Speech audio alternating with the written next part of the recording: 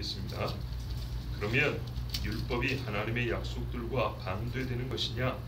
결코 그럴 수 없느니라. 만일 능히 살게 하는 율법을 주셨다면 의가 반드시 율법으로 말미암았으리라. 그러나 성경이 모든 것을 죄 안에 가두었으니 이는 예수 그리스도를 믿음으로 말미암는 약속을 믿는 자들에게 중요하니라. 믿음이 오기 전에 우리는 율법 아래에 매인바 되고 계시될 믿음의 때까지 갇혔느니라. 이것이 율법이 우리를 그리스도께로 인도하는 초등교사가 되어 우리로 하여금 믿음으로 말미암아 의롭다함을 얻게 하려 함이라. 같이 봅니다. 믿음이 오므로는 우리가 초등교사 아래에 있지 아니하노다. 아멘.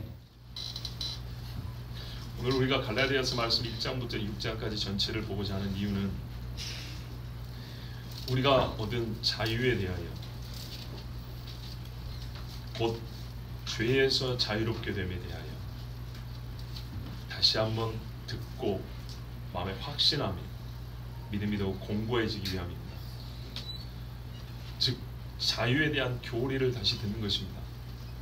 복음과 자유. 반대편에 뭐가 있을까요? 자, 여기서 반대편이라는 것은 전적으로 반대된다는 것이 아닙니다.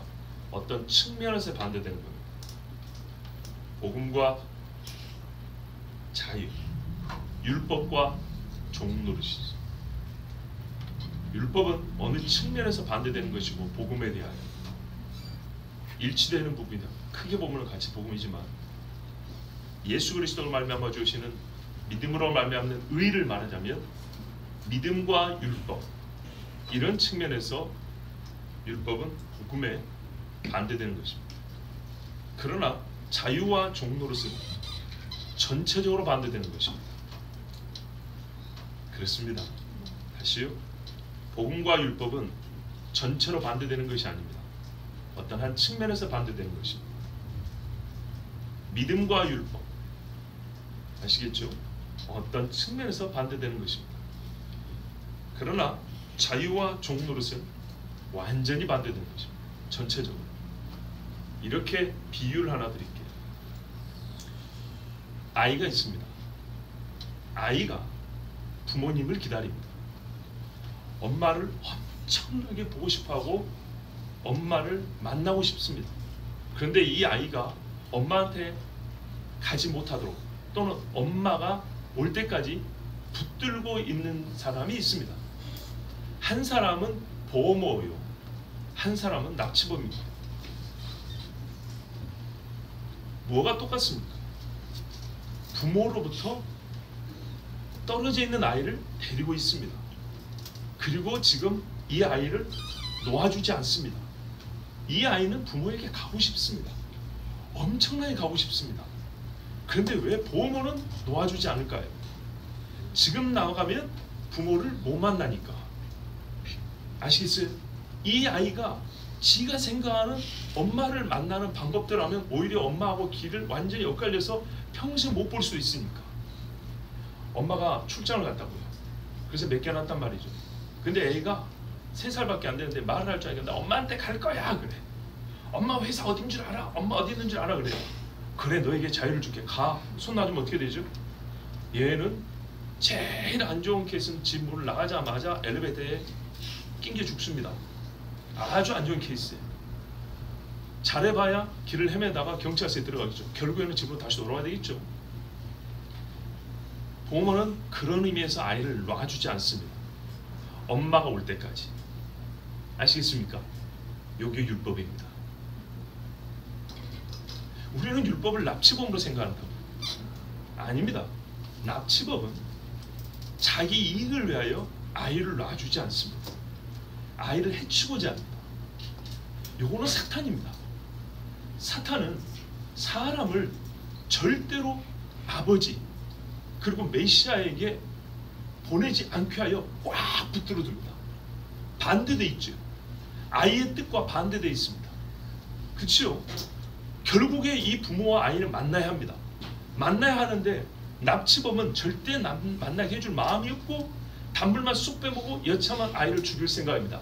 이 아이에 대한 긍휼도, 이 아이를 위함도, 그 부모에 대한 이 아이에 대한 관계도 전혀 관심이 없습니다. 깨뜨리면 깨뜨릴수록 좋습니다. 이게 악랄한 낙치범 곧 살인자요 마귀.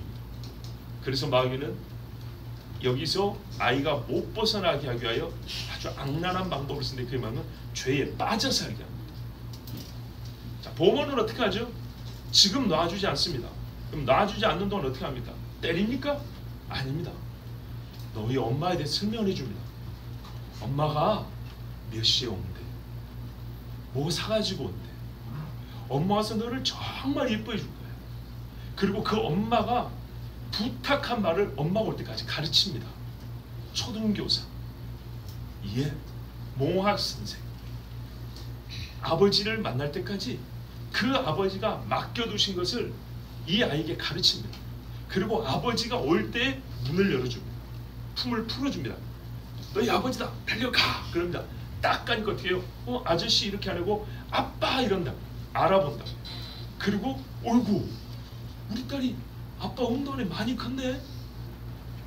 이거는 비유입니다. 아빠, 나는 아빠가 내가 아빠 오면 드리려고 이런 그림도 그려놨어요. 나는 아빠만 생각하며 살았어요. 새밤을 자는데 아빠 꿈을 꿨어요. 자, 이러면 아빠의 입은 이만큼 벌어지겠죠. 이 비유를 이해하시겠어요? 유대인이 예수님을 만났는데 못 알아봐요. 유대인의 선생님들이 해야 될 일이 무엇이었을까요? 그들에게 율법이 주어졌습니다.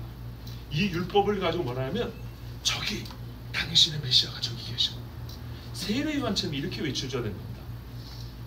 그런데요, 언제요? 메시아가 올 때 그렇게 외치는 겁니다. 저기 계시다. 자, 그 전에 율법이 문을 열어줘 버리면 어떻게 하죠? 그 전에 율법이 문을 열어주면요, 죽어요. 밖에 나서 이리한테 물려 죽는다고요. 갈라디아서가 말하는 율법은 이런 율법이에요. 아시겠죠? 그런데 이 측면만 강조하는 거예요. 지금 갇혀 있는 거예요. 근데 누구에게 갇혀 있는 거에 대한 이해가 완전 잘못된 거예요. 성경이 뭐라 말해요? 초등교사, 가정교사한테 갇혀 있다고 말을 하고 있는 거예요. 아시겠습니까? 유괴범이나 살인자한테 갇혀 있는 게 아니라 초등교사, 가정교사한테 갇혀 있다고요. 이제 헬라어를 전공한 분이나 뭐 이거를 잘 배경을 아는 분은 그 아버지의 명령을 해서 후견이 있는 거예요. 이 자녀가 자라면 아버지 대신 이 집을 다스릴 수 있을 정도로 준비시키는 선생을 얘기하는 거예요. 그냥 가나다 수준이 아니에요. 아시겠어요? 이 아이가 성년식을 해서 딱 문을 열면 그 즉시로 아버지를 대해서 집을 지휘하고 다스릴 수 있을 정도로 그렇게 기르는 게 여기서 말하는 번역이 좀 이상한데 초등교사예요. 초등학문이 아니에요. 초등교사, 몽학선생이라는 그런 존재예요. 즉 율법을 어느 정도 수준으로 우리를 길러주냐, 문을 딱 열어준 순간에 바로 예수를 믿게 하고 믿고 난 다음에 얼마나 이렇게 이렇게 준비 잘 되는지 순식간에 성숙한 사람 그리스도인으로 설 수 있도록 잠재된 힘을 이만큼 쌓아주는 것이 바로 율법이에요.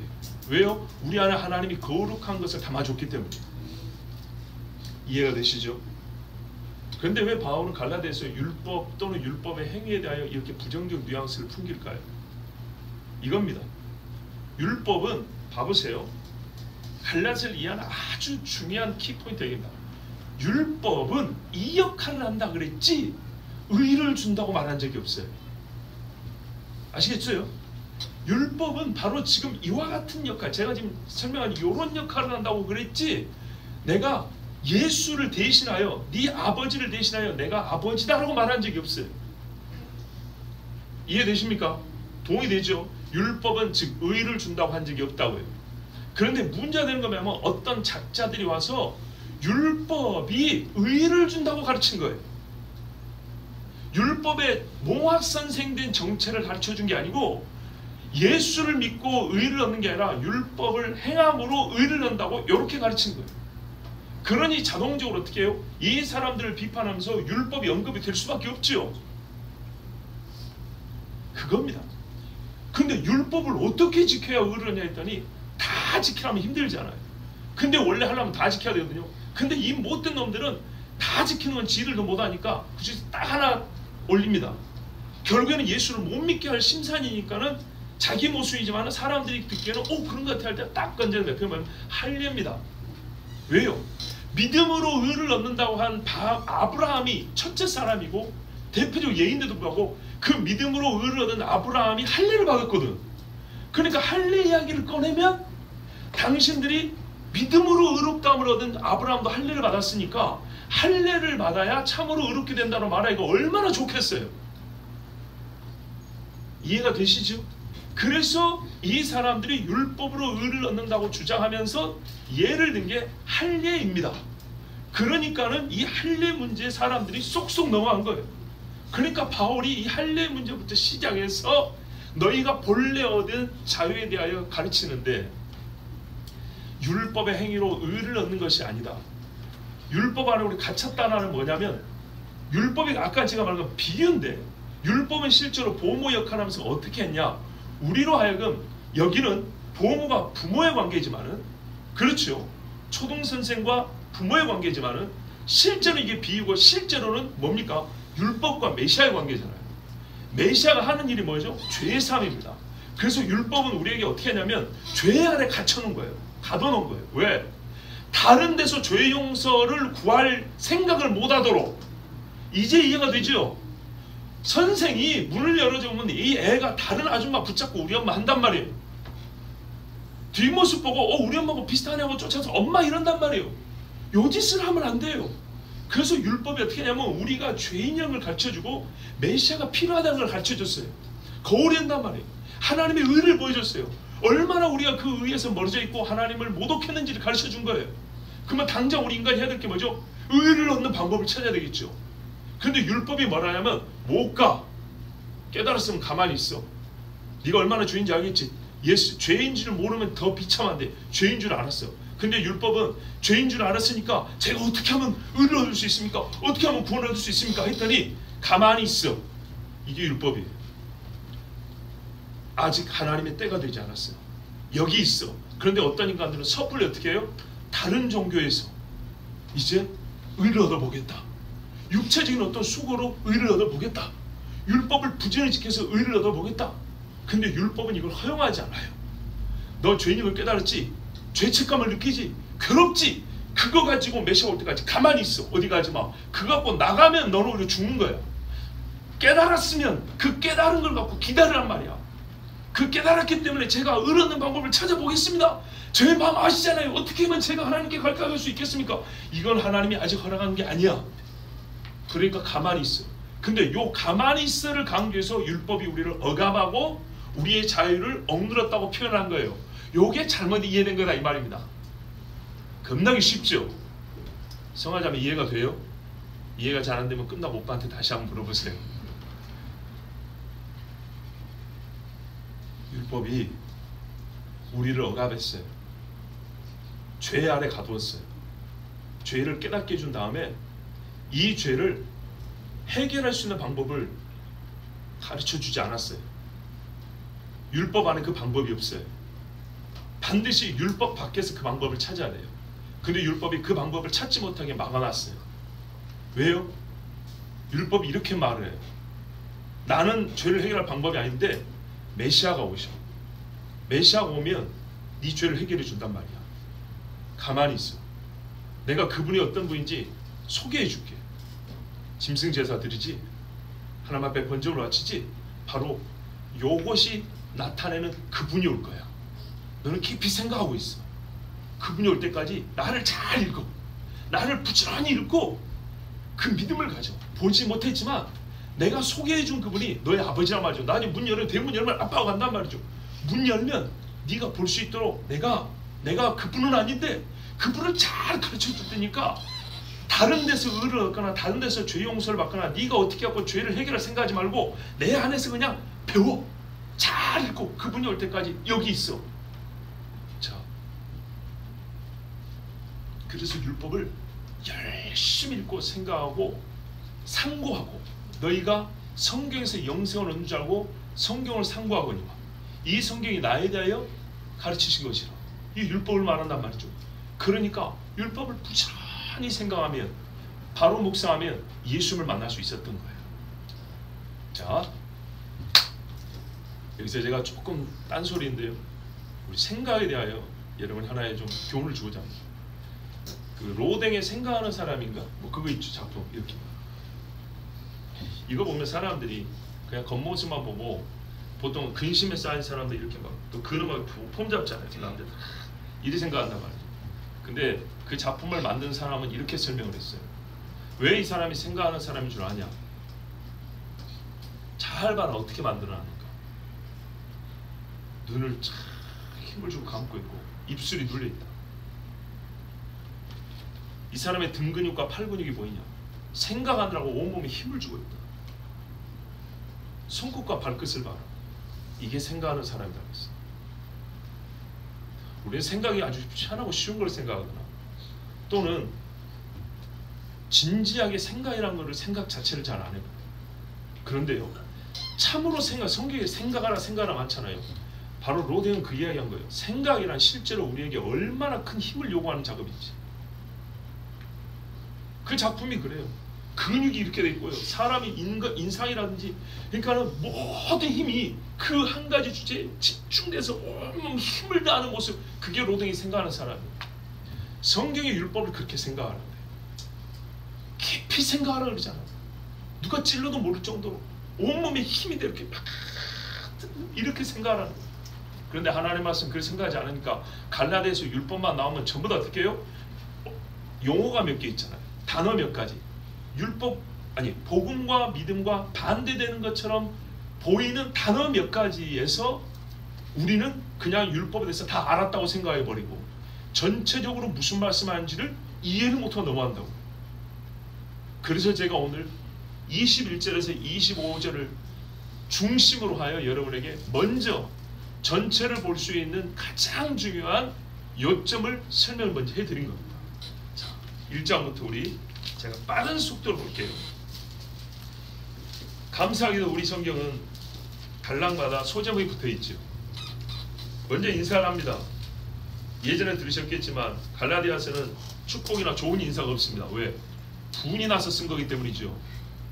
속히 다른 복음을 찾아 떠났다. 바로 제가 오늘 설교한 이유가 이겁니다. 이 세대의 그리스도인들이 속히 다른 복음을 쫓는다는 거예요. 속히 이걸 이상히 여겼대요. 왜 이런 이상한 일이 벌어지는가?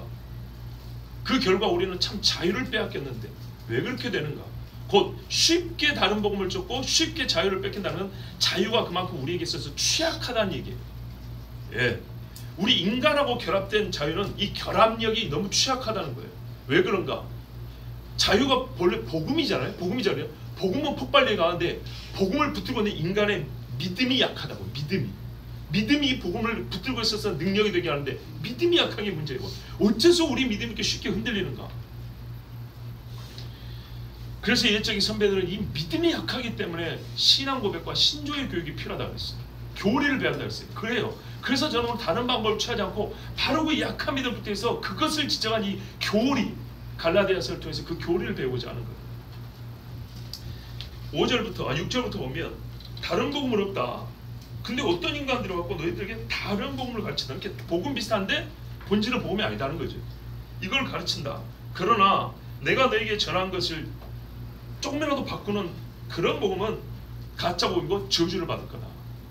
자, 그런데 이제 10절만 딱 띄워놓고 보면 참 은혜스럽고 우리가 도전받는 말씀이죠. 이제 내가 사람들이 좋게 하랴 하나님께 좋게 하랴 사람들이 기쁨을 구하랴 내가 지금까지 사람들이 기쁨을 구하였다면 그리스도의 종이 아니니라. 이 말을 왜 하냐면요, 갈라디아 교인한테 하는 얘기예요.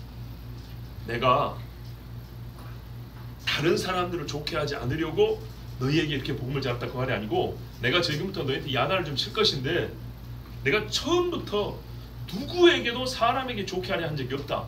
그러니 갈라디아 교인 너희라 할지라도 내가 너희에게 잘 보일 마음이 없기 때문에 지금부터 내가 좀 쓴소리할 테니까 잘 들으라 그 말이에요. 그러면서 내가 어떻게 복음을 받았고 얼만큼 사람의 눈치를 보지 않았는지를 한편 장황하고 지루할 정도로 길게 말을 합니다. 핵심은 뒤에 있는데, 자 1장 11절부터 보세요. 내가 이렇게 사도가 됐다. 예수 그리스도를 만났다. 그리고 내가 그 만남에서부터 사도가 되기까지 일절 인간의 권위나 지식이 전달되거나 주어져서 된 적이 없다. 나는 처음부터 예수 그리스도의 철저한 권세와 능력과 만남, 그 계시를 받았을 뿐이다. 예적이 사도들이 그랬죠. 똑같다 그 말이에요. 그래서 그 이후로 어떻게 했냐? 나는 사람에게 상의하지도 않았고, 제자들을 보세요. 그물로 와버렸잖아요. 세례에서 와버렸잖아요. 나 사람에게 구하지 않고 옛적의 12사도 똑같이 했다. 똑같이 사람에게 상의도 안 하고 구하지도 않고 두려워하지도 않고 잘 보이려 하지 않고 영광을 구하지도 않냐고 나는 완전히 그리스도가 기뻐한 대로 살겠다. 이건 어느 정도였냐? 나보다 앞선 사도들을 만나는 관계에서도 그랬다. 내가 처음에 예수 믿고 사도가 됐다 해서 그 사람들한테 보증을 받으러 간 적이 없다. 나는 바로 성교회 갔고 예루살렘 갔을 때도 베드로 한 며칠 보고 온 거 외에 뭐 걔들하고 뭐 걔들한다. 그 선배들하고 뭐 이렇게 잘 보이려고 한다거나 인정받아 한 적이 있다. 나중에 그 사람들이 이방 선교한 그 소식을 듣고 나를 인정해 줬다. 왜? 베드로도 이방 선교를 했단 말이죠. 그 열매를 보고 인정해 준 것이지 내가 그들이 가가지고 막 하나 둘씩 알아달라고 이런 적이 없다. 나는 그 정도로 처음에 받은 복음을 그대로 가지고 있으며 사람에게 영광을 구한 적이 없으니 나는 변한 게 없다. 그리고 이에 대하여 뭐냐면 사도들이 내가 잘 보이려고 한 건 아니지만 그들이 보고 듣고 나한테 뭐냐면 우리가 전하는 복음이나 당신이 전하는 복음이나 똑같소 하고 인정을 해줬다. 그러므로 전에 내가 갈라디아에 가서 당신들에게 전한 복음은 사도들이 전한 복음하고 똑같은 것이니 만일 이것이 중간에 삐뚤어졌다면 이건 당신들이 잘못된 거다. 요 이야기를 하는 겁니다. 자, 1장 이해되셨죠? 그 다음에 2장도 마찬가지입니다. 그래서 중간에 무슨 일이 있었냐면 어떤 인간들이 안디옥의 헬라인 교회니까 헬라 와가지고 당신들이 말이야 할례를 받지 않으면 예수 믿어도 그거 부족하다고 의를 완수하기 위해서는 할례를 받아야 돼. 아까 말씀드린 것처럼 그런 논리를 가지고 아브라함 어쩌고저쩌고 해가면서 이제 할례 이야기를 한 거예요. 그러니까 이방인 입장에서는 유대인에게 약간 자격지심이 있단 말이죠. 왜? 자기들이 조금 그렇게 좀 모자라다는 생각이 들기 때문에 뭔가를 좀 채울 수 있다면 유대인처럼 얘기해 줄 수 있다면 그럼 뭐 그까짓 건 못하겠어요? 그런데 바울이 뭐라 하면 야 내가 너희들에게 복음 전할 때 데리고 다니는 이 디도 있지. 디도도 내가 할 일을 밖에 한 적이 없어. 그리고 이 문제가 대두돼가지고 내가 어디로 갔냐? 디도와 바나바와 함께 예루살렘에 갔어. 잘 보려고 한 게 아니라 이 문제를 확정을 지으려고. 그리고 사도들하고 회의를 했어. 14년 후에 가가지고 내가 회의를 해가지고 어떻게 됐냐? 피점 없는 거, 음행과 우상수 목매어 주는 거 요거 4개 빼고는 우리 형제들에게 이방 형제들이 짐질 것이 없다. 우리도 안 하면서 우리도 못 하면서 그걸 뭘 짐을 지을 거냐? 이건 하나님의 말씀 그렇게 중요한 게 아니다. 중요한 게 아니라기보다는 이것 때문에 그들이 얻은 자유를 피할 수 없다. 이래가지고 편지를 써서 보냈단 말이죠. 그 이야기 아시죠 다? 자, 그래 했어요. 그래 해가지고 안디옥에 와가지고 이제 계속 사회가 오고 있어요. 정리됐어요. 이제 정리되고 할례 받아야 구원 얻는다. 할례 받아야 의를 얻는다. 이것이 율법의 완성이다. 이런 식의 말은 나 외에 다른 사도들도 인정하지 않는 거다. 그거는 종결된 거다. 이랬다고요. 그런데 문제는 이거였어요. 꼭 너희들처럼 한 수에 넘어진 사람이 있었다. 그게 뭐냐면 놀라지 마라. 베드로다. 우리가 그렇게 회의에서 종결을 내려고 그래서 유대인 사도들도 이방인 교인들 같이 가서 친교하는 거예요. 예, 베드로는 이미 권위를 지고 갔다 왔잖아요. 그래서 그 후에 베드로가 안디옥 교회를 방문을 했어요. 방문을 하니까 어떻게 합니까? 이미 헬라 유대인이나 헬라 그리스도인이나 유대인 그리스도인이나 다 형제자매니까 뭐 헬라이나 유대인이나 우리는 다 중에서 하나 다 했잖아요. 그래서 같이 밥도 먹고 했어요. 근데 옛날에 그 이상한 놈들 그 놈들 중에 이름하여 스스로 옛날 사도행전 탐정에서 들으시겠지만 야고보가 보냈어 하고 온 사람들 그런 인간들이 오니까 세상에 사도 중에 수장이라고 하고 선배라고 하는 베드로마저도 외식을 하더라고요. 너희 같은 케이스가 옛날에 있었어. 내가 그래서 다 알아. 바로 이 말이에요.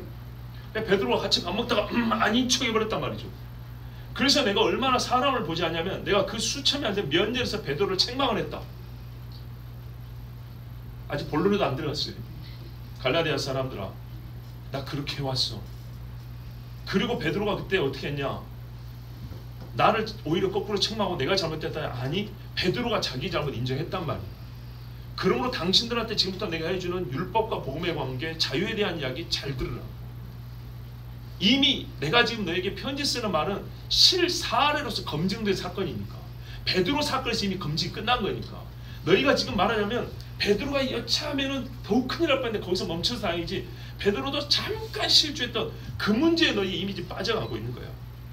근데 지금 이 빠졌다고 해서 구원을 잃었다는 얘기는 아닌데 이대로 계속 가면 교회 망한다. 완전 구원을 잃어버린다. 그러니까는 내가 처음부터 내가 이걸 똑바로 가르치려니까 이제 잘 들어라. 근데 지금 왜 화가 났어요? 원래 이러면 안 되거든요. 베드로한테 화는 것처럼 베드로 당신도 이러면 안 되거든.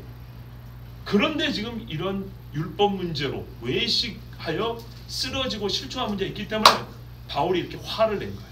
자, 보세요. 베드로에게 뭐라 그랬냐? 우리가 잘 알다시피 14절에서 2장 14절에 그러므로 나는 그들이 복음의 진리를 따라 바르게 행하지 아니함을 보고, 자, 복음의 진리를 따라 바르게 행하면 어찌해야 되죠? 이방인 형제들과 밥 먹어야 되죠. 그죠? 이 말씀이 난제라고 하는데 사실 어렵지 않아요. 잘 보면 쉬워요. 이방인 형제들하고 밥 먹었으면 계속 먹는 거예요. 그냥 요게 복음을 진리를 따르는 거예요. 근데 따르지 아니하고 어떻게 하면 밥을 안 먹었어요. 그걸 보고 게바에게 뭐라 그랬냐면, 게바와 그 누리가 그랬던 것인데 함께한 동료들이, 네가 유대인으로서 이방인을 따르고 유대인답게 살지 않으면서 어찌하여 억지로 이방인을 유대인답게 살게 하려느냐. 겁나게 어려운 말씀입니다. 이거는 양극단입니다.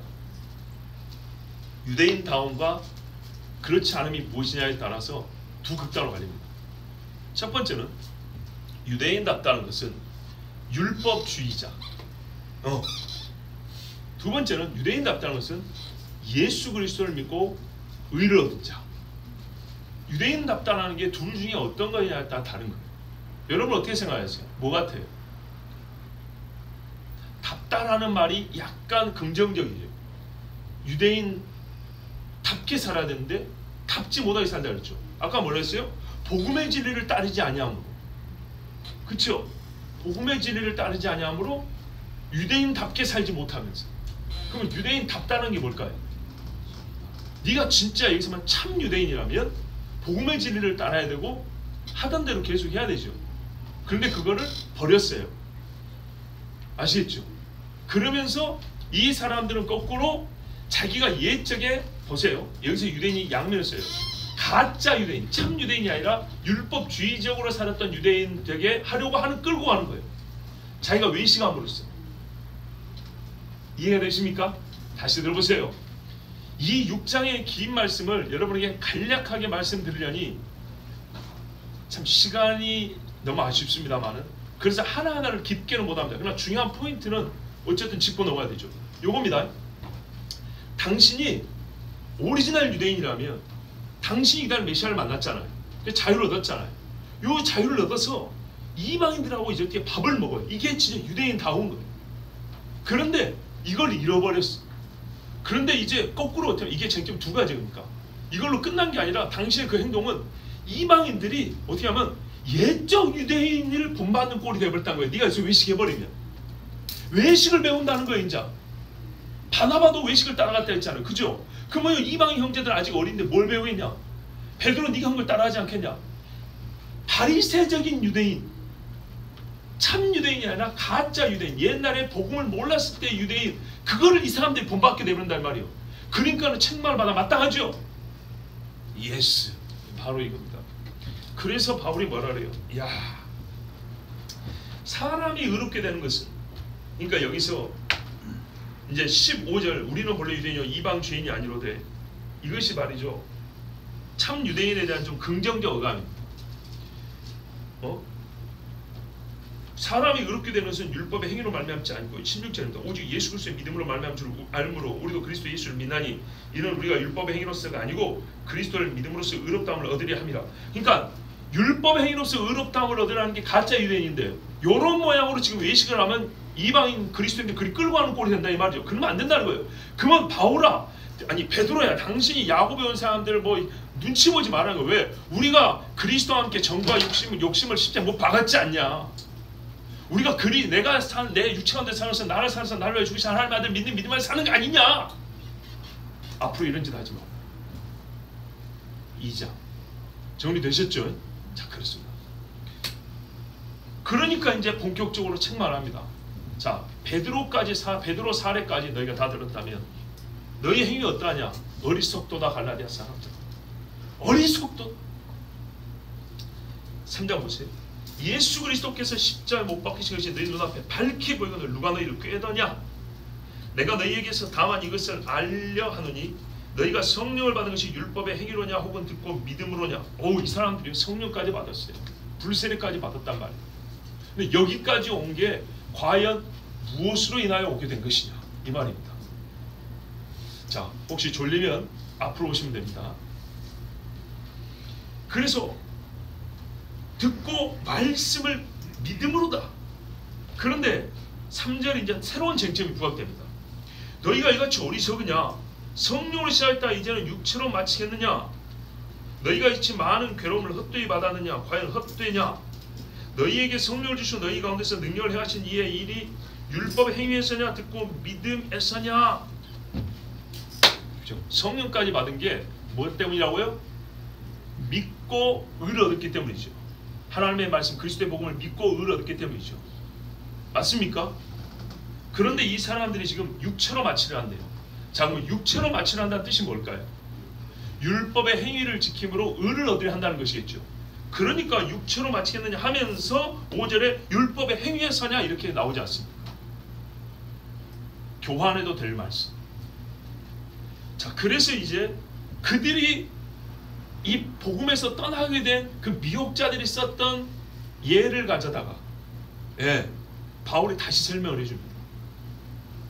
이 미혹자들은 말하면 아브라함 이야기를 분명히 했을 것이다. 왜? 할례의 기원이 거기 때문에 생판 할례가 뭔지 모르는 사람들이 할례를 어디서 들었겠어요? 유대인들은 들었지만 유대인이 할례를 어디서 갖겠어요? 당신들은 잘 몰랐겠지만 바울에서 이런 이야기 못 들었겠지만 이 할례가 얼마나 중요하냐면 우리 유대인들 벌써 다 할례 받았지. 이게 진짜 믿음의 조상 아브라함에서 온 거야. 봐봐, 믿음의 조상 아브라함에서 할례가 왔어. 아브라함 얘기 반드시 했겠죠. 그래서 바울이 아브라함 얘기를 다시 설명해 줍니다. 제가 결론에 와서 말씀드렸지만 왜 우리가 미혹을 당하냐면요, 말씀을 몰라서 그래요. 첫째는 말씀을 몰라서 그래요. 생각하지 않는 말씀은 모르는 거예요. 정말 생각 없이 줄줄줄줄 읽어버리는 말씀은 모르는 거예요. 로댕이 생각하는 사람 지금부터 생각하세요. 근육에 힘줄이 보일 정도로 생각하는 거라고. 그 아프리카 목회자 중에 이런 말 한 분 있어요. 넓이는 1마일인데, 물론 마일이니까 제곱미터가 붙잖아요. 제곱미터 해줘. 이렇게 표현하죠. 넓이는 1제곱마일인데 마일은 1.6km입니다. 엄청 넓다 이 말이에요. 깊이는 1cm요. 아프리카 모든 성도들 그렇게 말하는 게 아니라 표현하자면 넓어지는 속도가 더 빠르다는 얘기입니다. 깊어지는 속도보다. 넓이는 1제곱마일이지만 깊이는 1cm라. 이것이 우리의 약점입니다. 그렇게 깨어있는 목회자는 뭐 하겠어요? 깊이 파야겠죠. 그거거든요. 근데 우리가 생각을 하지 않으니까, 제가 지금 생각에 하면서 이렇게 손에 힘을 준 이유를 아시죠? 이제 생각을 하지 않으니까 넓기만 하는 거예요. 감당하지 못하게 넓기만 하는 거예요. 걷지도 못할 만큼 말똥만 저 멀리 박아놓는 거예요. 아브라함 이야기 재밌게는 들었지만 생각은 안 해본 거예요. 잘 봐라, 아브라함이 어찌 된 거냐. 뭐라고 그랬냐면 아브라함이 율법이 없을 때 하나님 앞에 믿음으로 의롭다함을 받았다. 그리고 요 믿음으로 너와 네 자손과 열방이 복을 받는다 그랬다. 이 믿음으로. 그리고 그것을 약속한 표가 할례라 그랬다. 약속한 표가. 할례로 말미암아 네가 의롭게 되었으니 네 자손이 복을 받을까 이렇게 말한 게 아니고 언약의 표를 네 몸에 둔다 그랬다. 그게 무슨 말이냐면 그럼 언약의 내용이 중요하죠. 이 믿음으로 구원받는다는 것을 내가 잊지 않겠다. 내가 믿는 자에게 의를 주고 내 백성 삼는다는 내가 한 이 약속을 내가 안 잊을 거야. 아시겠죠? 이 피를 보면 넘어가리니 그 피를 준 자도 하나님인 거예요. 이 할례를 명한 자도 하나님인 거예요. 왜요? 이 짐승의 쪼갠 가운데를 불러 가신 분도 하나님이신 거예요. 하나님 본인이 정한 약속을 본인이 지키겠다고.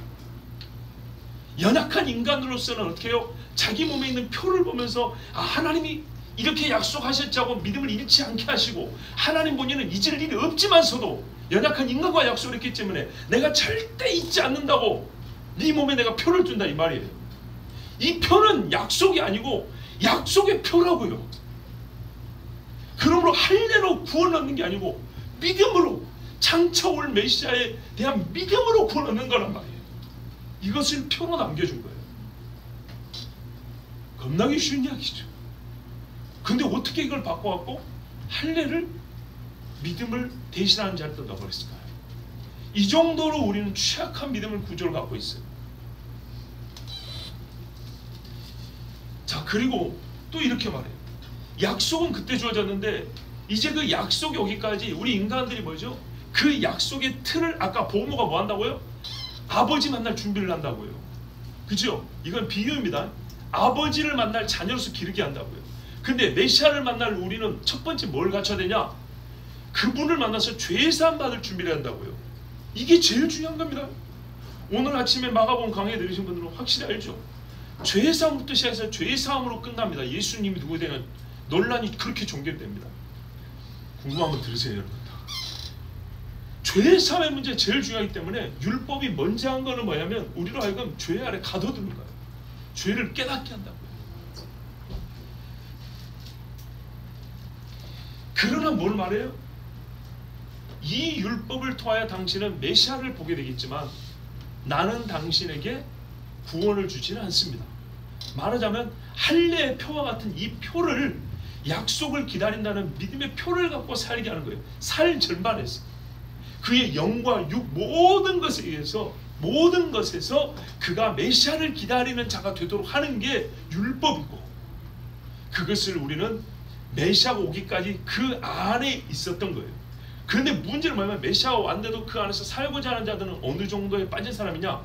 율법을 통해서 예수를 만난 게 아니라, 즉 초등교사 내지는 보육교사로서 율법을 아는 사람이 아니라 율법을 거의 의로 삼아버린 사람들은 완전히 거기서 갇혀서 못 나와요. 이게 바리새인들이라고. 근데 이런 종류의 사람들의 말을 듣고 가면 안 된다는 거죠. 자, 그러면 율법이 왜 주어졌냐? 보니까 이런 말씀도 있죠. 19절에 그런즉 율법은 무엇이냐? 범법하고 더해진 것이다. 천사들을 통하여 한 중보자의 손을 베푸신 것인데 약속하신 자손이 오시기까지 있을 것이다. 율법에 여러 가지 의미가 있는데 그 중에 하나 이거예요. 봐보세요. 할례를 가지고 메시아 올 때가 기다려요. 근데 우리 인간이 이게 문제인 거예요. 할례를 가지고 기다리자니 인간에게는요, 할례만 갖고 메시아를 기다리기에는 증거가 약해요. 우리 사람 수준에서 하는 거예요. 사람 수준에서. 사람은 짐승을 잡아줘야 우리가 할례를 가지고 기다리는 자가 누군지를 알아요. 아시겠어요? 하나님 앞에 엎드려 절기를 지키는 그게 있어야 할례를 받았다는 의미가 무엇인지 제대로 알 수가 있어요. 그렇지 않으면 몰라요. 자, 사람이 왜 우상 숭배하는지 아십니까? 왜 우상이 사람 모양을 갖고 있는지 아십니까? 제가 옛날에 우상에 대해서 설명했죠. 오늘 추가로 하나 더 말씀드릴게요. 봐보세요. 우상인데 잘 봐보세요. 여기다가 자, 이 모양 그대로, 요 지금 흰 벽면, 요 아치형 그대로를 우상이라고 섬긴다 합시다. 이대로 섬긴다 합시다. 그러면 누군가는 엎드리긴 하겠죠. 그런데요, 제가 지금부터 일단 그림을 그려볼게요. 여기다가 눈을 하나 크게 그려놨어요. 눈이 없을 때하고 있어야 같습니까, 다릅니까? 느낌 완전 다르죠. 눈이 아니라 완전한 사람 얼굴을 그려놨어요. 같습니까, 다릅니까? 다르죠. 바로 그겁니다. 무슨 말이냐면요, 형상이 인격체를 묘사할 때 귀신의 그 우상의 형상이 인격체의 모양을 갖게 되면 사람은 그 형상에서 인격적 힘을 느낍니다. 그래서요, 요즘에 AI니 뭐니 이건 결국 기껏해봐야 컴퓨터잖아요. 그죠? 컴퓨터 프로그래밍이거든요. 근데 그것을 홀로그래픽 해가지고 레이저 쏴가지고 사람 형상을 만들어. 왜 굳이 꼭 사람 형상을 만들어야 할까요? 사람은 어떻게 하냐면요, 사람은 사람 형상에서 인격적 끌림을 느껴요. 그래서요, 훨씬 더 인격을 다해서 섬기게 돼 있습니다. 마귀는 잘 알아요. 그래서 형상을 가진 우상일수록 더 무서운 거예요. 마귀는 그쪽으로 끌고 갑니다. 자, 이거를 원리는 똑같아요. 원리는 똑같은데 이게 바로 인간이에요. 인간이기 때문에 이제 반대로 생각하잖아요. 왜 하나님이 우리에게 율법을 구체적으로 주냐? 왜 몸에다 새겼을까? 왜 보이는 것으로 짐승을 잡고 불을 떼고 나무를 쪼개고 왜 이렇게 해줬을까요? 바로 그거거든요. 인격체인 인간은 인격적 끌림이 있는 방법을 통해서 습득이 되고 인내를 하게 되고 결단을 해야 되고 믿음을 갖게 되는 거예요. 동홍이를 안 해도 어쩔 수가 없어요. 이건 사실이에요. 아까 여러분 인정했잖아요. 이거 허연 벽면보다 일단 사람 얼굴 그려놓으면 끌린다고. 미워하면 더 미워하게 되고, 그죠? 흰 벽면이 우상이고 우리가 우상 안 숨게 하니까 에이 버려야 돼 이러지만 사람 얼굴 있으면 저거 그냥 똥물에 찌끌고 싶죠. 그런 거예요. 미우면 인격적 형상이기 때문에 훨씬 밉고 좋으면 훨씬 좋은 거예요. 우리 인간이 그래요. 인간의 본성이라는 게. 그러므로 메시아를 기다림에 있어서도 인간들이 왜 율법의 행위로 의를 얻어내냐? 구체성이 있기 때문에. 예, 인격적으로 내가 힘을 다하는 구체성이 있고 인격적으로 뭔가 반응과 결과물이 주어지는 어떤 구체성이 있기 때문에 이런 것들이 있기 때문에 인간은 율법의 행위에서 머물려고 하는 경향이 있어요. 그런데 율법을 주신 것도 원리상 같은 거예요. 우리 인간으로 하여금 체득이 되고 인격적 감화를 줘가지고 오실 메시아를 우리가 실제로 예표가 그거거든요. 예표예요. 표. 뭐 형이에요. 형. 형이 같아. 왜? 희미하지만 같은 형이라고요. 이런 게 있을 때 인간들은 어떻게 해요? 그것을 보다 더 확실하게 알고 더 분명한 믿음을 갖게 된다고요. 그래서 하나님이 율법을 줬다고요. 그런데 우리 인간이 어떻게 해요? 율법 왜 줬죠? 결국은 죄 아래 가둬놓으라는데 구체적으로 우리 죄가 무엇인지 가르쳐주고 구체적으로 예수께서 어떻게 그 죄를 없애진지를 그렇게 몸에 와닿게 가르쳐준 게 율법이라고요. 그래서 법법을 더하였기 때문에 율법이 주어졌다고 말씀한 거예요. 우리 인간이 선악과 따먹는 그 이유로 죄를 안 지었으면 율법 안 줘도 됩니다. 아담과 하와에게 준 그 약속 하나로 끝나는 겁니다. 여자의 후손이 와서 뱀의 대가리를 밟을 것이다. 이걸로 끝나면 됩니다. 근데 뒤로 갈수록 계속 구체적인 삶에 지친 피를 만지지 마라, 뭐 먹지 마라 이렇게 나오죠. 왜? 첫 번째 타락 이후로 인간은 계속 하나님에 대한 믿음과 경외에서와 또 하나님이 약속하신 여자의 씨에 대해서 계속 멀어지는 거예요. 그렇기 때문에 하나님은 우리 연약한 인간에게 맞춰서 반대적으로 계속 강화해 주는 거예요. 언제까지? 그분이 올 때까지. 그분이 올 때까지 사단은 계속 끌고 가는데 하나님 계속 강화시켜 주는 거예요. 그분을 기다릴 수 있도록. 그래서 중간에 율법이 주어졌다는 얘기입니다. 아시겠죠? 잘 보세요. 죄를 짓게 하려는 게 아니라 죄를 깨닫고 죄에 가둬놓으려고요. 이 죄에 가둬놓는 어떤 의미라고요? 이 죄를 가지고 다른 데서 해결 방법 찾지 않도록, 죄를 가지고 죄가 아닌 것처럼 여기지 못하도록 율법은 우리를 완전히 죄를 죄되게 깨우쳐줍니다. 그리고 어떻게 해요? 예수 외에는 다른 데로 못 가게 꼭 붙들어 담는다 그랬죠? 그게 바로 율법의 기능이에요. 오실 때까지. 22절 보세요. 21절 22절 3장. 그러면 율법이 하나님의 약속들과 반대되는 것이냐? 이런 이해가 없는 사람들은 어떻게 해요? 그냥 말 그대로 우리는 복음으로 구원했지, 미안하지만 생각이 1cm밖에 안 된 사람들은 이렇게 말한다고요. 율법만 나오면 그냥 뭐 거품으로. 그게 아니란 말이야. 그러면 율법이 하나님의 약속들과 반대되는 것이 결코 그럴 수 없느니라. 만일 능히 살게 하는 율법을 주셨다라면, 예수 이거거든요. 율법이 의를 주는 게 아니라니까. 의를 주게 하려고 붙잡아 두는 거예요. 진짜 의를 만날 때까지. 의가 반드시 율법으로 말미암았으리라. 요래야 진짜 율법과 복음이 반대되는 거예요. 봐보세요. 율법이 의를 주는 것이라고 말하면 복음과 반대되는 거라고요. 근데 율법은 나는 의를 준다고 말한 적이 없다고요. 인간이 만들어낸 이론이 뭐냐면 율법이 의를 준다고 말한 거예요. 그러니까 의와 의가 충돌하니까 율법이 믿음과 복음과 반대되는 거예요. 근데 성경은 한 번도 그렇게 가르친 적이 없다고요. 바울도 그렇게 가르친 적이 없다고요. 언제 율법이 의를 준다고 말했냐? 의를 만날 때까지 너희를 죄 아래 붙들어 둔다 그랬지. 근데 죄 아래 붙들린다는 것도 무슨 말인지 잘 모르니까 마치 납치범이 나를 가둬놓은 것처럼 생각하니까 이마저도 율법과 복음을 반대시켰는데 그게 아니라 보모처럼 붙들고 있다는 얘기야. 예. 가정교사처럼 붙들고 있다는 얘기야. 네 클 때까지, 네 엄마 올 때까지. 그 말씀이 22절입니다. 그러나 성경이 모든 것을 죄 아래 가두었으니 이는 예수 그리스도를 믿음으로 말미암는 약속을 믿는 자들에게 주려 함이라. 아멘. 이 성경이 구약 성경 아닙니까? 율법 아닙니까? 임미수장님 이해가 되시죠? 이런 모습 보면 기뻐요. 하나님 말씀을 잘 듣는 너무 기뻐요. 자, 그래서 23절을 보세요. 한정적이에요. 율법이 우리를 모든 것에 맨다는 게 아니에요. 믿음이 오기 전에 우리는 율법 안에 매인받고 계시될 믿음의 때까지 갇혔느니라.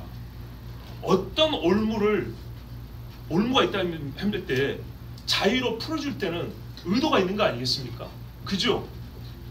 예수님이 오니까 율법이 표현하자면 풀어주더래.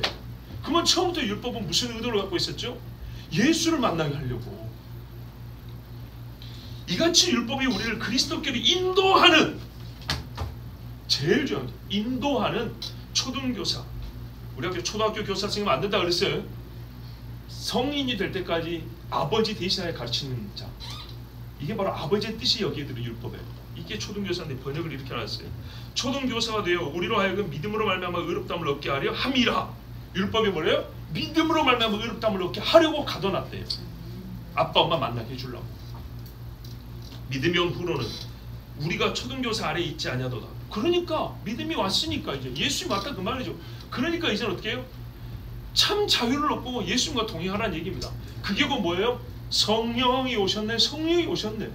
성령을 말하면 예수를 주라 시인하고 예수님과 동행하는 거예요. 성령을 말하면 내가 완전 죄에 대해 이제 죽고, 왜? 믿음은, 아니 율법은 가둬놓기만 했지 죄에 대해서 나를 죽게 하지 못했다고요. 그런데 성령께서 나로 하여금 죄에 대하여 완전 예수님 죽을 때 같이 죽어버리게 하고 이제 죄 없이 살아가는 사람이 돼서 예수님과 거룩한 동행을 하겠다 이 말입니다. 믿음이 온 후로는 우리가 초등교사 아래 있지 아니하도다. 너희가 다 믿음으로 말미암아 그리스도 예수 안에서 하나님의 아들이 되었으니 누구든지 그리스도 합하기 위하여 세례를 받은 자는 그리스도로 옷 입었느니라. 너희는 유대인이나 헬라이나 종이나 자유이나 남자나 여자나 다 그리스도 예수 안에서 하나이니라. 너희가 그리스도의 것이면 곧 아브라함의 자손이여 약속대로 유업을 이을 자니라. 아멘. 여기까지 해도 우리가 참 충분한데요. 그래도 이왕 반 왔으니까 반 가야죠. 조금 간단하게 하겠습니다. 보십시오. 그러면 요 부분, 요 유업을 얻는 이게 어린 시절의 율법 아래 있었던 이 부분을 우리에게 조금 더 설명을 해줍니다. 4장 보세요. 내가 또 말하노니 유업을 이을 자가 모든 것의 주인이나. 우리는 본래 자녀로 선택이 됐거든요. 그런데 어렸을 동안에는 종과 다름이 없어서 바로 이 부분이 종이 아니라 종과 다름이 없는, 이 초등교사라고 번역된 이 선생이 어느 정도 권한을 갖고 있냐면 회초를 들 수가 있어요. 아버지 역할을 그대로 할 수 있습니다. 멋지죠? 율법이 그랬어요. 우리를 쳤어요. 아버지가 아니고 나는 종이 아니지만 종과 다름이 없어요. 이때는 배우는 시간이에요. 그런데 나중에 성인 시간은 어쩐다고요? 주인님하고 고개를 숙여요. 이건 어디까지야? 비유입니다. 즉 무슨 말이야? 율법은 그 사람을 지배할 수가 없어요. 그 아버지가 정한 때까지 후견인과 청지기 아래 있는, 보세요. 누가 정했어요? 그때를? 아버지가. 율법의 때는 하나님이 정하신 거예요. 이와 같이 우리도, 이게 비유죠. 이와 같이 우리도 어렸을 때 세상의 초등학문 아래에 있어서 종로로 다녔다니, 이게 이제 난제입니다. 난제라기보다는 우리가 오해하기 쉬운 겁니다. 그래서 번역이 문제예요. 예전에는 몽학선생이라고 되어 있어요. 근데 지금은 초등교사, 초등학문 해가지고 초등이 똑같이 다니까 동일 존재를 말하는 것 같죠. 완전 다른 얘기. 왜 그러냐? 뒤에 가면은 이 율법으로 의를 얻겠다는 사람들을 바울이 책망을 하는데 뭘로 책망하냐? 율법으로 의를 얻겠다는 것을 넘어서서 너희가 육체의 정욕을 따른다고 책망을 합니다. 이게 우리가 또 하나의 복음의 신비입니다. 뭐냐? 율법으로 의를 얻겠다는 사람은 오히려 행실이 깨끗한 게 아니라 거꾸로 육체의 정욕을 따르게 되는 거예요.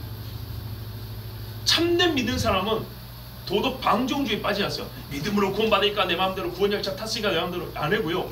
진짜 복음으로 자유케 된 사람은 육체의 정욕을 따지지 않아요. 왜? 성령으로 사니까.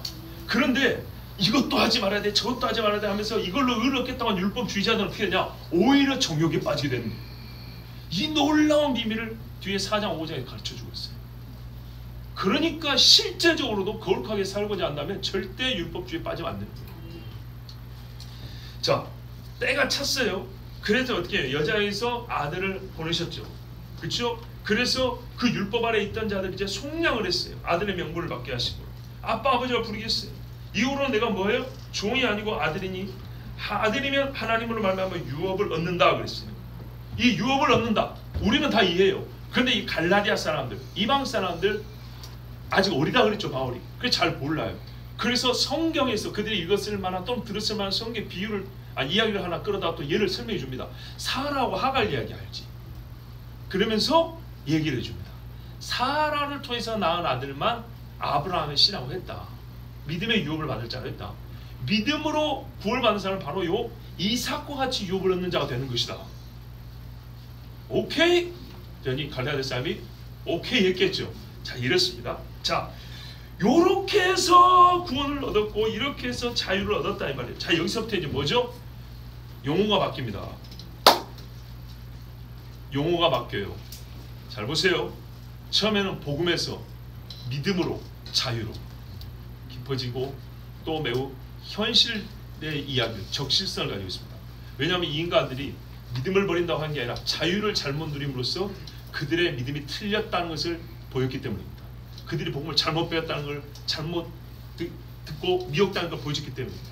그래서 바울은 정말 함시 놀라운 지혜가 있어서 자연스럽게 주제를 물 흐르듯이 바꿔 나오고 있습니다. 전체로는 같은 이야기입니다. 그래서 제가 처음부터 말씀드린 거잖아요. 복음과 자유 또는 믿음과 자유와 율법과 종로로서 문제가 실제로 들어간 것은 자유가 아니라 이 인간들이 죄의 종로를 한 것 때문에 문제였습니다. 잘 보세요. 이 사람이 믿음이 있는지 없는지 어떻게 알아요? 사는 꼴 보면 알죠. 꼴, 모양을 보면 안다는 거예요. 갈라디아 사람들이 시험을 봤더니 문제의 답을 잘못 쓴 게 아니라 이 사람들이 육체의 정욕을 따르는 거예요. 소문도 있었는데 실제로 그렇게 사는 거예요. 왜 그러냐 했더니 믿음이 틀린 거예요. 복음에 대해서 잘못한 거예요. 예스, 바로 이겁니다. 그래서 바울이 논증을 이어가면서 자연스럽게 끝내도 될 논증을 더욱 깊게 들어가면서 주제를 자연스럽게 돌려서 자유로 옮겨왔습니다. 자유. 이 믿음이 바로 죄에서 자유를 주는 믿음입니다. 왜요? 율법은 죄 아래 가둬놓은 데까지 있잖아요. 그리고 믿음이 와서 즉 그리스도를 믿음으로 우리가 의를 얻었다는 것은 곧 이제 이 죄에 대해서 죽었기 때문에 완전히 죄에서 자유를 얻었다는 거잖아요. 그렇죠? 근데 갈라디아 교회에서 뭐가 나타났겠어요? 복음이 흐려졌으니까 죄가 나타나요. 죄가 5장 그리스도께서 우리를 자유롭게 하려고 자유를 주셨으니 그러므로 굳건하게 있어서 다시는 종의 멍에를 매지 말라. 이 종의 멍에가 뭐냐? 일단은 할례예요. 왜? 할례도 말미암아 촉발됐기 때문에 할례 굳이 받을 필요 없다. 요거 이야기했어요. 그런데요, 할례 문제로 끝나지 않아요. 할례를 받으라고 했던 인간들은 더 경건하게 살게 하는 것 같지만 실제로는 아니라고 그랬죠. 실제 어떻게 문제 파졌냐? 보세요.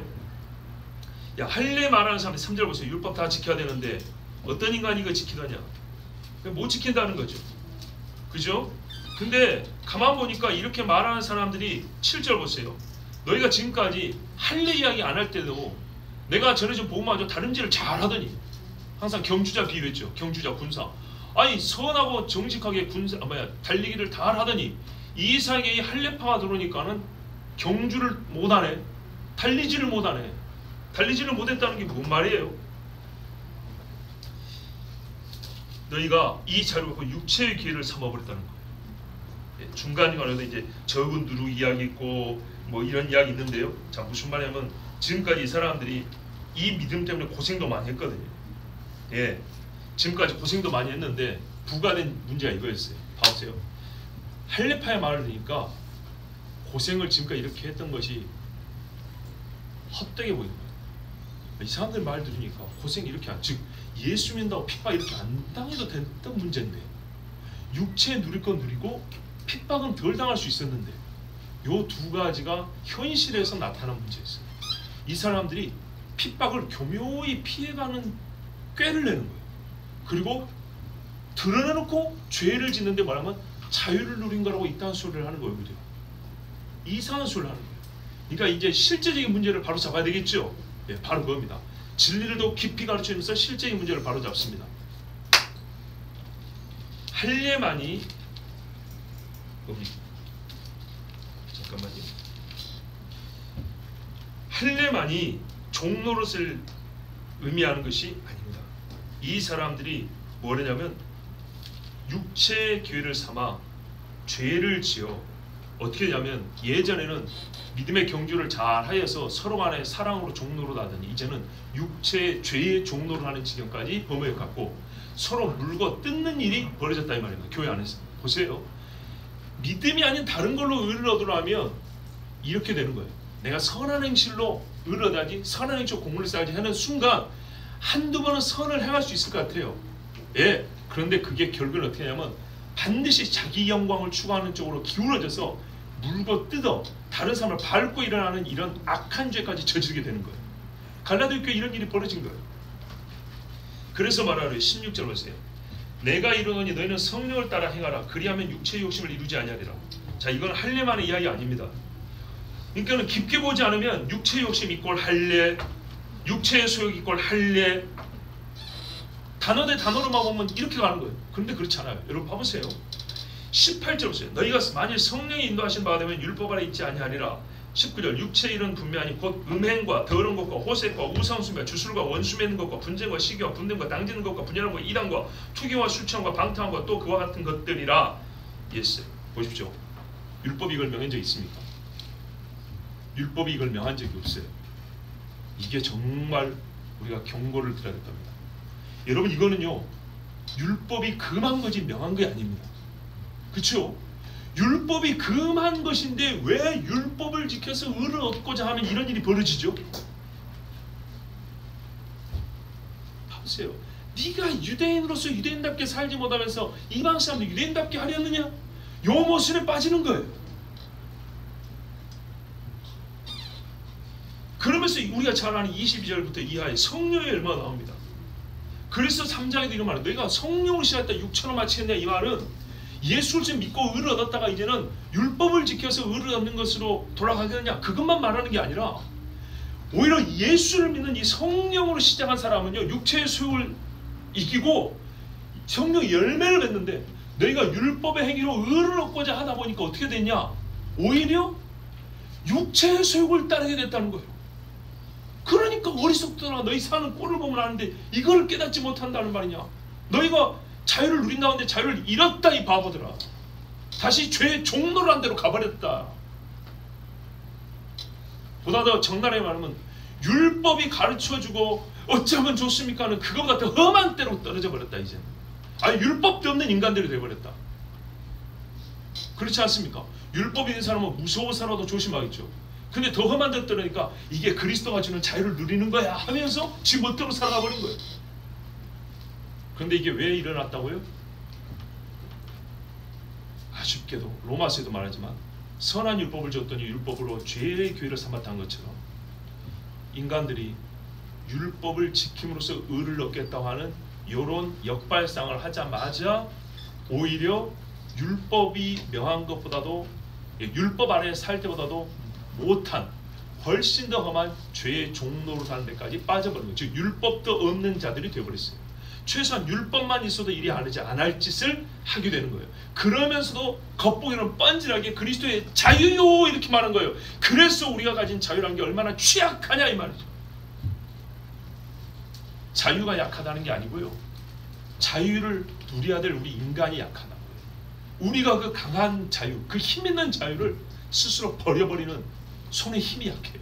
자유를 붙드는 힘이 약하다. 왜요?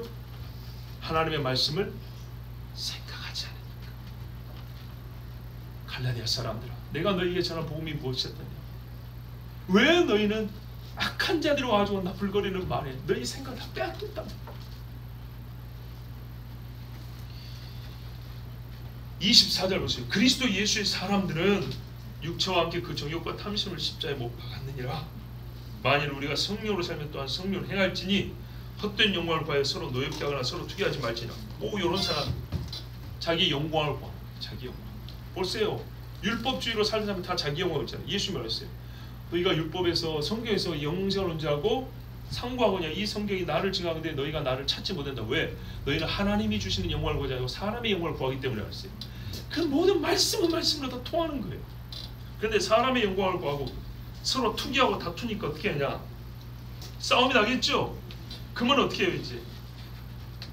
그걸 바로 잡아야 되겠죠? 그래서 떨어진 교회 분쟁을 해결하는 게 아니라 여기서부터 야기된 문제이기 때문에 자연스럽게 바울이 지금 이 엉망진창된 거 어떻게 바로 잡을 거냐, 어떻게 해야 되겠냐.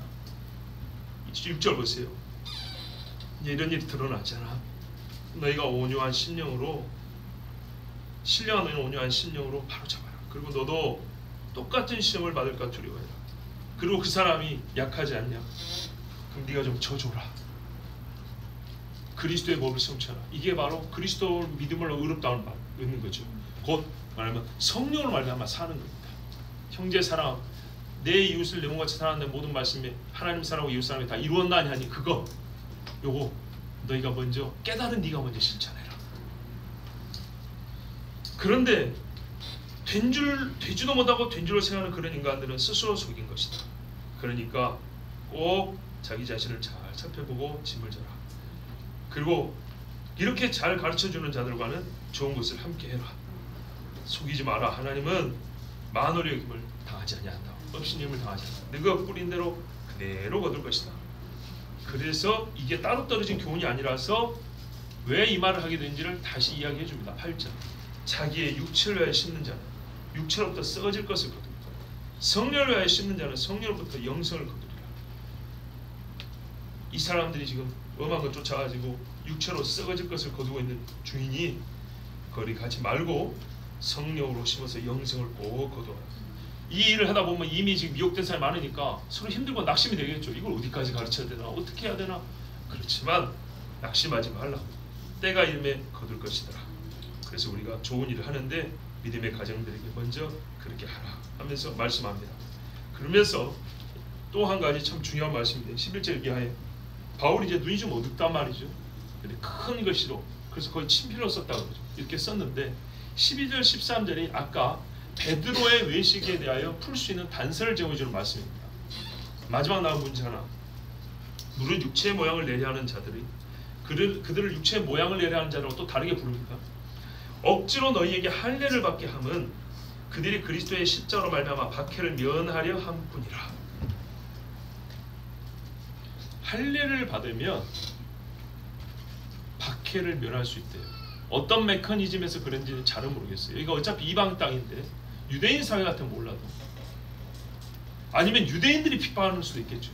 그런데 사람 수로 볼 때는 이방에서 훨씬 많은데, 그래서 이거를 제가 정확히는 모르지만 무엇인 간에 육체의 표를 가지고 육체적 어떤 의를 얻으려는 행위를 하면 그리스도를 믿는, 오직 그리스도를 믿음으로 의를 얻는 것에 비하여 핍박이 적었대요. 그럼 우리 한번 생각해 봅시다. 우리가 진짜 자유를 누린다고 하지만 사실은 그리스도를 믿는 믿음의 순수성이 떨어지고 육체 할례를 다하는 것처럼 우리가 교회에 어떤 표를 더하고 교회 어떤 의식이나 행사에 이런 것들을 더해가지고 사람들에게 핍박을 덜 받으면서 동시에 인기를 얻으려고 한 건 없는가? 할례를 받은 그들이라도 스스로 율법은 지키지 아니하고, 보세요. 아까 말했죠. 할례로 의롭다 함을 얻으려 하는 사람들은 뭐 율법보다 더 못한 데로 가버린다 그랬죠. 그래서 육체의 정욕을 따른다 했죠. 보세요. 할례를 받은 그들이라도 스스로 율법을 지키지 아니하고 너희에게 할례를 받게 하려 하는 것은 그들이 너희의 육체로 자랑하려 함이라. 무슨 말입니까? 내가 이 사람 할례 받게 했다고, 할례표를 가진 유대교인 혹은 유대인 되게 했다고, 이게 얼마나 어려운 일 내가 이거 했다고. 그러나 실제로 어떻게 해요? 다른 걸 안 지켜요. 예수님 당시 바리새인들 다른 거 진짜 중요한 걸 안 지켜요. 의와 인과 신은 버렸도다. 이거는 싹 버려버리고, 이 사람들 저기 갈라디아 사람들 내가 할례 받게 했다고. 오로지 사람의 영광을 구하려 할 뿐입니다. 율법도 없는 사람들이 되게 한 것입니다. 그러나 내게는 우리 주 예수 그리스도의 십자가에 결코 자랑할 것이 없으니, 이 사람들은 뭐라고요? 그 육체를 자랑하려 했다. 결국 자기 육체 표 가진 걸 자랑하고 그들을 자랑하고, 이러니 어디 구원이 있겠으며 어찌, 보세요, 육체를 자랑한 만큼이나 큰 정욕이 어디 있어요.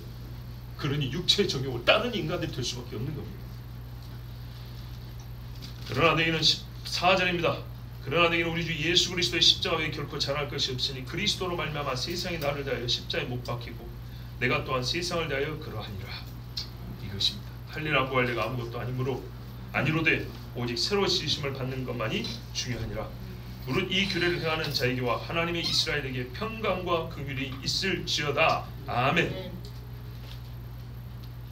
앞에 이런 말씀이 하나 있었어요. 중보자는 양편을 위한 분이시나 하나님은 한 분이시다. 3장 20절. 그 중보자는 한 편만 위한 자가 아니라 하나님은 한 분이시니라.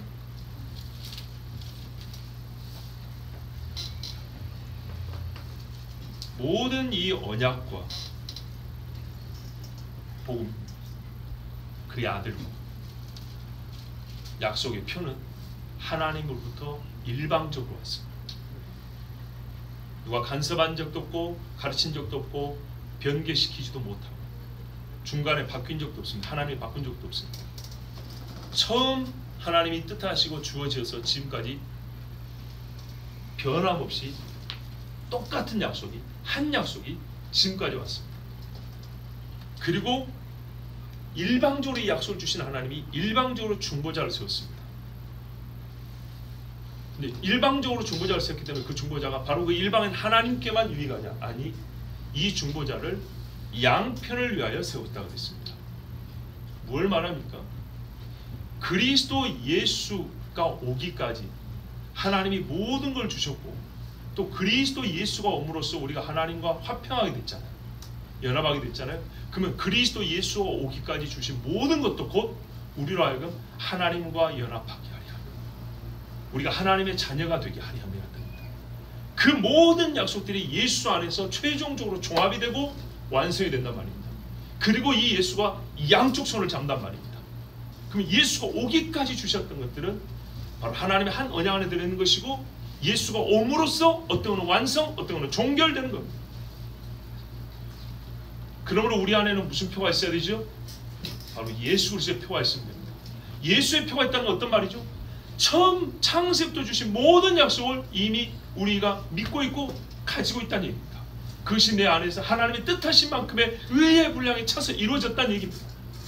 우리도 이렇게 고백할 수 있어야 됩니다. 17절. 이후로는 누구든지 나를 괴롭게 하지 말라. 내가 내 몸에 예수의 흔적을 지니고 있노라. 형제들아, 우리 주 예수 그리스도의 은혜가 너희 심령에 있을지어다. 아멘.